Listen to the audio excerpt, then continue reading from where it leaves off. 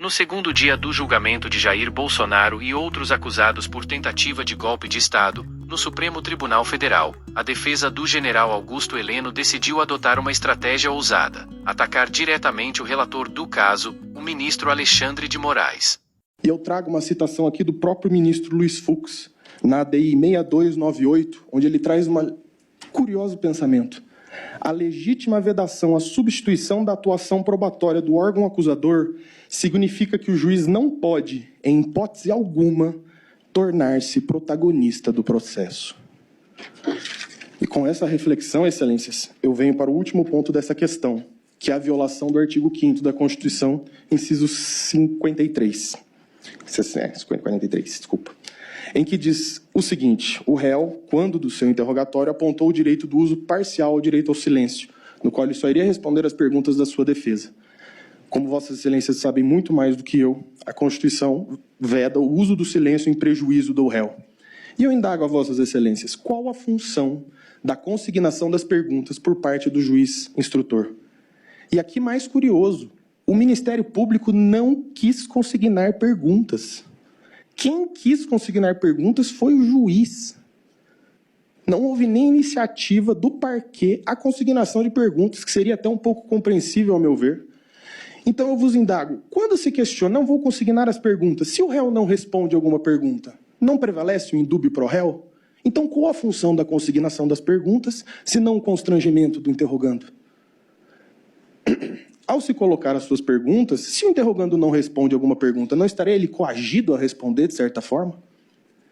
Então, para esta defesa técnica, fica muito evidente e fica claro a questão da nulidade pela violação do sistema acusatório e do direito ao silêncio. O advogado de Heleno, Matheus Milanês, abriu sua sustentação oral nesta quarta-feira, 3 de setembro, com uma extensa apresentação de slides. Segundo ele, Moraes teria ultrapassado os limites de sua função como juiz e assumido o papel de investigador dentro da ação penal.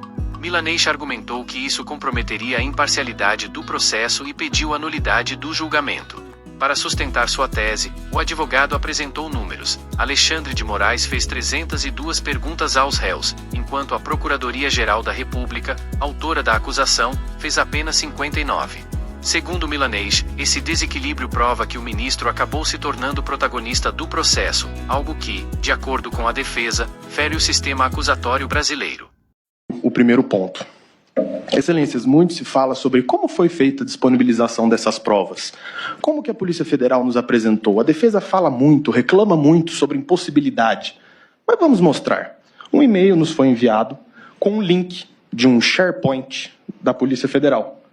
Ele é desta forma, uma pasta tal qual no Windows Explorer. E dentro dessas pastas, excelências, nós temos os arquivos, escrito laudo, número alguma coisa. Mas, doutor, qual o tamanho desses arquivos? Não há problema, nós trazemos um exemplo. 128 GB de material compactado. Todo o material constante nesses SharePoints ultrapassa a marca de 20 terabytes compactados, excelências. Descompactado pode chegar à marca de 70, 80 terabytes. Como, no curto espaço de tempo que esta defesa técnica teve, é possível de se analisar. E nesta sustentação oral irá se provar a necessidade de ter acesso à prova, não aos IPJs. E aqui, excelências, nós temos um fato curioso, que essa defesa técnica vem desde o primeiro momento martelando a necessidade de ter acesso à suposta agenda que o Ministério Público traz. Olha a pasta que me surge 2 dias antes do interrogatório. OP Tempus Veritatis. Curiosamente, não se sabe por que, nem como, se aparece uma pasta com as digitalizações do que seria a Operação Tempus Veritatis. E aqui está a prova de que foi inserida no dia 8 de maio. Lembrando que o interrogatório foi dia 10. Curiosamente, ao se abrir esse link, nós temos ali uma pasta exclusiva ao general Heleno. Abrindo essa pasta, nós temos outros links, mas aqui já são PDFs. E vejam o nome dos arquivos, onde nós achamos a agenda. Olha o nome do arquivo onde está essa suposta agenda. Item 6 EQ01AA75-2024. Como é possível localizar um arquivo desse, nessa montanha de documentos e nesse excesso de documentos com nomes que não se entende, não se sabe de onde vem? Com base nisso, essa defesa técnica na fase do 402 requereu nada mais que: desse modo, requer-se a Vossa Excelência seja determinada a Polícia Federal que apresente material catalogado, ou minimamente com índice, que torne possível a análise desse material. Ressalta-se que a nomenclatura utilizada, ofício, e aqui eu coloco números aleatórios, pois não se sabe de onde vêm esses números, torna impossível sua análise, fazendo imprescindível a deferência da presente diligência. Não se pediu aqui mais acesso, haja visto que o acesso foi dado. Curiosamente, pastas iam surgindo após. Mas o que se queria saber é o que tem nisso aqui? O que quer dizer esse número?